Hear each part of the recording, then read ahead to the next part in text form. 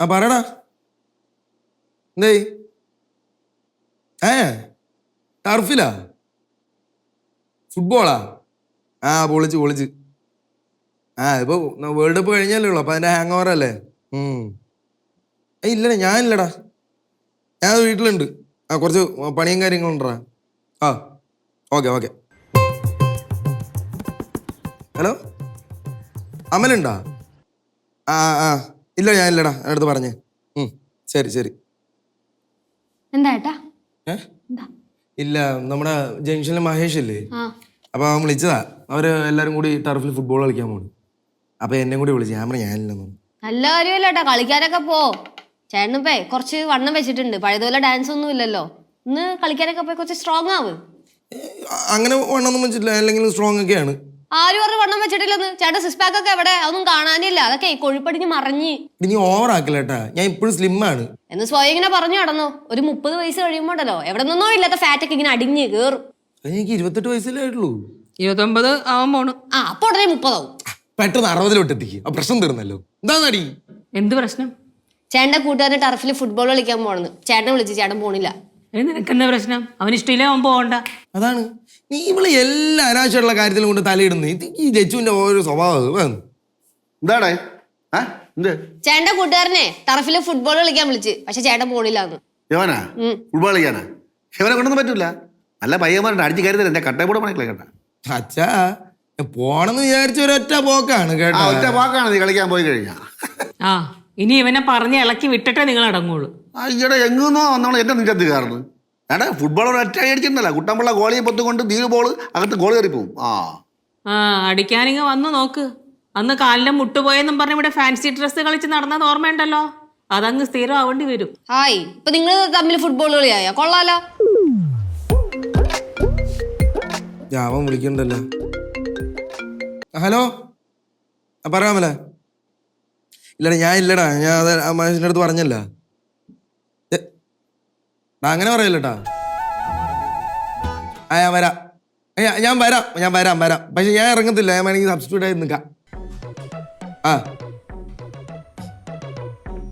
പോണോ അമലേ ഞാൻ ഇപ്പൊ പോയില്ലെങ്കിൽ ഞാൻ പിണങ്ങും പിന്നെ ഞാൻ വിളിച്ച വേറെ സ്ഥലത്തോട്ട് അവനും വരാണ്ടാവും എന്തിനു വെറുതെ പ്രശ്നം ഉണ്ടാക്കണേ ഞാൻ പോയി ജസ്റ്റ് തല അണിച്ചിട്ട് വരാം ഇവിടെ തന്നെ വെണ്ണല ഭാഗത്താ ടർഫ് പെട്ടെന്ന് പോയിട്ട് വരാം ചെന്ന് വാങ്ങി ഇവന്റെ പറയുന്നത് ഞാനേ നിന്നെ കെട്ടി കുത്തുവാല എടുത്ത് ശരീരശയം പിടിച്ച് തണ്ടി തിരിഞ്ഞടക്കുകയായിരുന്നു പക്ഷെ അതിന് മുമ്പേ അമ്മയുടെ പുറകെ നടക്കുമായിരുന്നു അതിന് മുമ്പ് പറയാൻ നടക്കല്ല നന്നായിട്ട് കളിക്കായിരുന്നു ആൾക്കാരെ ചോദിച്ചു നോക്കും ബോൾ കൊണ്ട് പോണത് കാണാൻ തന്നെ ഒരു ഭയങ്കര രസമായിരുന്നു കള്ളക്കളി അല്ലാണ്ട് തോന്നുന്നു വാണാടി കുട്ടമ്പളെ നമ്മളെ അടുക്കളയിലെ ഫുട്ബോൾ കളിക്കാൻ പോവാ അയ്യോ ബോളില്ലല്ലോ ഈ ബോളൊന്ന് തരുമോ ഈ ബോളൊന്ന് തരുമെന്ന് ബോഡി ഷേവിംഗ് മുത്തുച്ചിപ്പി പോലൊരു കത്തിനുള്ളിൽ വന്നൊരു മക്കൾ പഠിച്ചോ പക്ഷെ ഉറക്കി വായിക്കല്ലേ അച്ഛനെ കണക്ക് കയറ്റും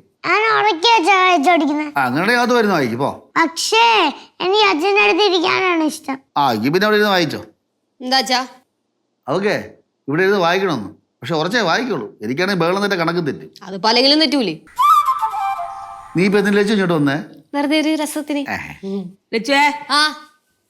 കറക്കി ഉപ്പിട്ടല്ലേ കൂടിയിട്ടുണ്ടത് കൂടിയാ ഞാൻ ഇച്ചിരി ഉപ്പിട്ടോളൂ പിന്നെ അത് കൂടുതലാണ് എപ്പോ ഉപ്പിട്ടത് ശ്രദ്ധിക്കാതെ ചെയ്യുള്ളൂ ചേച്ചി നിനക്ക് നന്നായിട്ട് കുക്ക് ചെയ്യാൻ അറിയാം പക്ഷെ എന്താ കുക്ക് ചെയ്യുമ്പോ നിനക്ക് ശ്രദ്ധയില്ല ശ്രദ്ധിച്ച് ചെയ്താൽ നന്നായിട്ട് കുക്ക് ചെയ്യാൻ പറ്റും നിനക്ക് നല്ല അടിയാൻ കൊടുത്താ ശ്രദ്ധ വരും ശ്രദ്ധിച്ച് പഠിച്ചോ അല്ലെങ്കിൽ ഇപ്പൊ കിട്ടും നിങ്ങളൊക്കെ പാചകം ചെയ്യും പക്ഷെ കൈപ്പുണ്യമില്ല കൈപ്പുണ്യം ഉണ്ടെങ്കിൽ നല്ല തനത് രുചി വരുള്ളൂ കൈപ്പുണ്യം കണ്ടുപിടിച്ച ഒരാള് ഇത് പറയാൻ വന്ന എന്നെ വേണം തല്ലാൻ തന്നേടെ കാര്യമായ കാര്യം പറയുമ്പോൾ ഗ്രഹിക്കരുത് നിന്ന അല്ലേ അതാണ് ഇങ്ങനെ കായി പോയത് എങ്ങനെയൊക്കെ ആയിപ്പോയത് അല്ല നീ നേരെ പോയിരുന്നെങ്കിലേ നല്ല ബന്ധം കിട്ടിയത് എന്നെ പോലെ ഒരുത്തരെ കിട്ടൂലായിരുന്നു ഇപ്പൊ എവിടെ ഇരിക്കേണ്ടത് നിങ്ങളോട് സംസാരിക്കാൻ വന്നാലേ മര്യാദയ്ക്ക് നടക്കുന്നവർക്ക് ഒരേ പ്രാന്താവും അപ്പൊ പ്രാന്താമര സംസാരിച്ചാൽ ക്ലിയർ ആവൂലേ കറക്റ്റ് ഭ്രാന്തൻ ഭർത്താവിന് എന്തൊക്കെ പറഞ്ഞേള് ഭർത്താവ് ഭാര്യയെ പറഞ്ഞാൽ ഒരു രാജ്യം മുഴുവൻ ചോദിക്കാൻ പറ്റും പക്ഷെ നേരെ മറിച്ച് ഭാര്യ ഭർത്താവിനെ പറഞ്ഞാൽ ഒരു കാക്ക പോലും ചോദിക്കാൻ പറ്റില്ല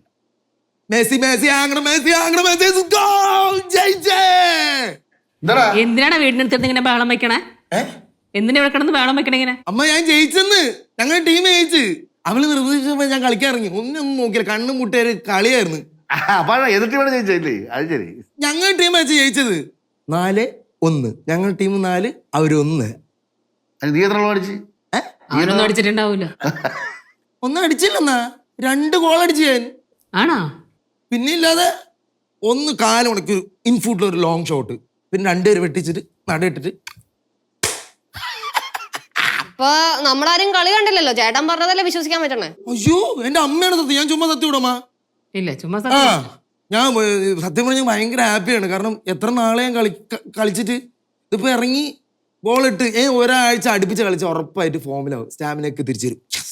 അത് ശരിയാണ്, നീ പറഞ്ഞത് കറക്റ്റാണ്. നീ ഒരുപാട് നാളായില്ലേ കളിക്കാൻ ഇറങ്ങിയിട്ട്. ഞാനിതുപോലെ പണ്ട് അനുസര ക്ലബിനോട് കളിക്കാൻ ഇറങ്ങി, ഒരുപാട് നാളായി. കളിക്കാൻ ഇറങ്ങിയപ്പോ ആ ക്ലബിന്റെ ആൾക്കാരുണ്ടല്ലോ, കളി കണ്ടിട്ട് ആശാനെ പിടിച്ച് പുറത്താക്കി.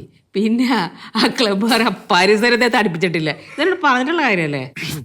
അതെ, മഹാനായ പെലെ ഓർത്ത് കുട്ടമ്പിളര മുള നിന്നെ ഞാൻ വെറുതെ വിടണം. പെനാൾട്ടി അടിക്കുമ്പോൾ ചേട്ടാ, എത്ര ഗോളിനാ തോറ്റേ? എത്ര ഗോളിനാ തോറ്റെന്നാ? ആര്? നീ. ചേട്ടൻ. ചേട്ടൻ.